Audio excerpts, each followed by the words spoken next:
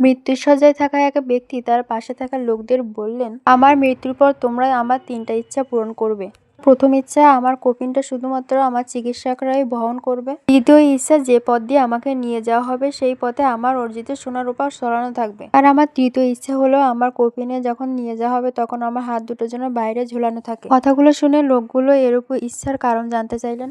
তখন মৃত্যুর শয্যায় থাকা ব্যক্তি বললেন, আমি জগতের সামনে 3টি শিক্ষা রেখে যেতে চাই। আমি চিকিৎসকদের কফিন বহন করতে বলেছি, কারণ লোকে যাতে বুঝতে পারে চিকিৎসক কোনো মানুষকে মৃত্যু থেকে রক্ষা করতে পারে না। আর আমার শবযাত্রার সময় আমার পথে সোনা রূপা ছড়াতে বলেছি এই কারণেই, সারা জীবন আমি যেগুলো অর্জন করার জন্য এত ছোটাছুটি করলাম, জীবনের শেষে এসে আমি সেগুলো কিছুই নিয়ে যেতে পারছি না সাথে। আর আমার সর্বশেষ ইচ্ছায় কফিনের বাইরে আমার হাত ছড়িয়ে রাখতে বলছি, মানুষকে এটা জানানোর জন্য খালি হাতে আমি পৃথিবী ছেড়ে যাচ্ছি। সত্যি তো, মানুষ মৃত্যুর পর সাথে কিছুই নিয়ে যায় না। সারা জীবন যাই করুক না কেন, শুধুমাত্র তাদের কর্মই কিন্তু সাথে যায়। এই গল্পে যে ব্যক্তিটির কথা বললাম আমি, সে আসলে মহাবীর আলেকজান্ডার। সে মৃত্যুশয্যাকালে কিন্তু তার সেনাপতিদের এই ইচ্ছাগুলোর কথা বলেছে। তো যাই হোক, এদিকে গল্প করতে করতে আমার সমস্ত কাজ বাজ কিন্তু গোছানো হয়ে গেল।